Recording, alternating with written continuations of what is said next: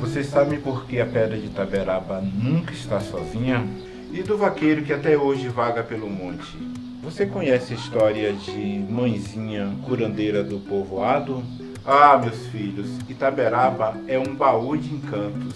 Itaberaba, como todas as cidades interioranas, ela tem uma história oficial que circula pelos veículos de comunicação, pelos livros, por diferentes aspectos, que é aquela história clássica da Fazenda São Simão, daquela história oficial, positivista, que você tem aquele pequeno núcleo urbano que nasceu no início, melhor dizendo, do século XIX, a partir das fazendas de gado, da relação entre os vaqueiros, e aí você tem toda aquela narrativa da primeira fazenda, né, a Fazenda São Simão do coronel Rodrigues Cajado, que ele constrói uma capela, como muitas das cidades interioranas que a gente tem por aí, ele constrói uma capela em homenagem a Nossa Senhora do Rosário, e dessa capela, como era comum também nos interiores, as populações foram se achegando, foram se aproximando, e daí foram sendo feitos casamentos, batizados, e a população foi crescendo ali no entorno,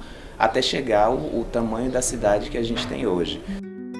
Da linguagem indígena, né, Itaberaba, pedra que brilha. É um Inselberg, é um tipo de elevação rochosa de milhares de anos. É um conjunto de 3 pedras. A pedra Itaberaba, tem também a pedra dos Tapuias, que é onde está as pinturas rupestres, que são atribuídas aos índios maracás. Porém, não existe um estudo científico que confirme que essas pinturas são desses indígenas. Então podem ser pinturas muito mais antigas, inclusive. Pinturas talvez pré-históricas. Pela altura em que essas pinturas se encontram, indica que elas foram feitas há um tempo considerável, levando em conta a erosão em volta daquele monumento natural. E é o marco da nossa cidade, né? A partir dessa pedra é que surge o nome Itaberaba. Itaberaba inicialmente foi Fazenda São Simão. A Fazenda São Simão se tornou o povoado de Rosário do Orobó e posteriormente Vila do Orobó, para só em 1897 se tornar a cidade de Itaberaba. Então você tem várias versões, na verdade, para essa Itaberaba. Tem essa história oficial, que eu acabei de dizer, e tem outras que na minha leitura também tem mais sentido do que essa narrativa oficial, que privilegia sujeitos como baianas, como vaqueiros, lavadeiras. Quando você dá uma passeada ali no núcleo mais antigo da cidade, que você observa aquelas ladeiras, os elementos arquitetônicos, por exemplo, que ainda guardam partes dessa memória e dessa história, a gente percebe que essas outras versões, que na verdade são versões que partem principalmente da oralidade, porque não foram registradas, não foram escritas, principalmente porque foram vivenciadas e compartilhadas por pessoas que não tinham o documento escrito, a letra como principal veículo de comunicação, porque partia da experiência, partia da vivência e tal. Elas vão apresentar outros sujeitos e outros lugares. Por exemplo, uma narrativa bem recorrente que bate um pouco em certos aspectos com essa narrativa oficial é a ideia de que, na verdade, a cidade ela não nasce na Praça do Rosário, ela nasce na Rua do Cruzeiro, na Rua Wagner, como eu falei. Só que a Rua do Cruzeiro ela tem uma história que digamos assim, ela não seria bem aceita, digamos assim, para o que a gente entende como a história de uma cidade como Itaberaba. A Rua do Cruzeiro, por exemplo, era habitada por pessoas que tinham uma renda mais baixa, por exemplo. Em um determinado momento você vai ter casas de prostituição ali na Rua do Cruzeiro, apesar de ter a cruz, apesar de ter um elemento religioso, a gente vai ter esses espaços ali que não eram muito aceitos, digamos assim, dentro do tipo de narrativa que se construía. E tem muito sentido esse primeiro núcleo ser ali na Rua do Cruzeiro, por exemplo, pela natureza das casas que se encontram ali, por exemplo, pela narrativa que apresenta os trânsitos que circulavam pelo primeiro núcleo urbano. Quando a gente pensa, por exemplo, existe o açude de Juraci Magalhães, que tem a orla, e antes do açude existia um rio, né? Um rio perene, o rio Piranhas, e as pessoas que saíam, por exemplo, da região da Chapada Diamantina, que atravessavam a região das Gerais, entravam na cidade de Itaberaba por aquele espaço pelo açude.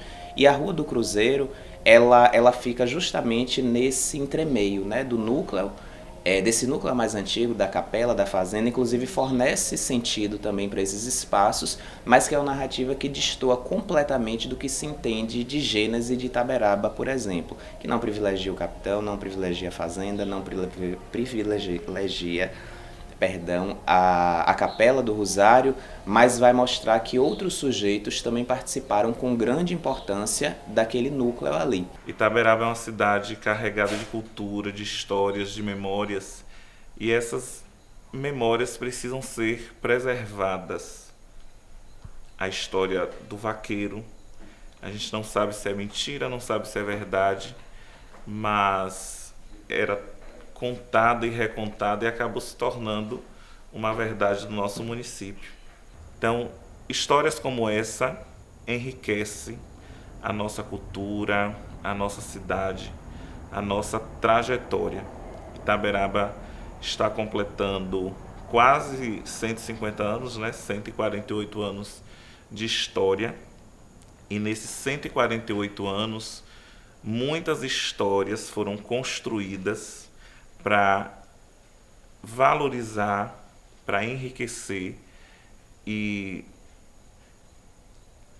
validar essa cultura popular. E a feira, por exemplo, é o espaço que circula todo tipo de coisa, todo tipo de gente para vender, para comprar. As pessoas que saíam da ruralidade e vinham para cá para participar das celebrações religiosas da Festa do Rosário, para vender os seus produtos, para ver também ser visto, já que a gente fala, por exemplo, de uma realidade de início do século XIX. Itaberaba tem, quando a gente pega, por exemplo, a organização rural, das fazendas que vão dar os primeiros tonos para esse espaço urbano, ela se desdobra para momentos mais antigos, né? Século XVIII, meados do XVIII, final do XVIII, mas o XIX é o que a gente tem aquela primeira formaçãozinha, a primeira vila, o primeiro povoado, ali naquela região do núcleo mais antigo, como eu disse. E essas pessoas, elas vinham, né, da ruralidade, dos espaços circunvizinhos, até inclusive de outras cidades, para participar principalmente da feira e das festas religiosas, com destaque para a Festa do Rosário. E a cidade, o povoado, né, a cidade de Itaberaba, ela se desenvolve principalmente nesse entorno. Quando a gente passeia, por exemplo, nesses centros mais antigos, a gente percebe muitos testemunhos dessas primeiras formações, por exemplo, e testemunhos inclusive que têm datas, né? As residências mais antigas, ela tem elementos muito, muito interessantes no sentido de registrar esse tempo a partir da sua estilística, a partir do registro direto de datas, de temporalidades. Você tem, por exemplo, a Praça do Rosário e a Igreja e a Rua do Cruzeiro, como eu falei, mas, por exemplo, você tem a Capela do Monte, que também obedece a esses circuitos.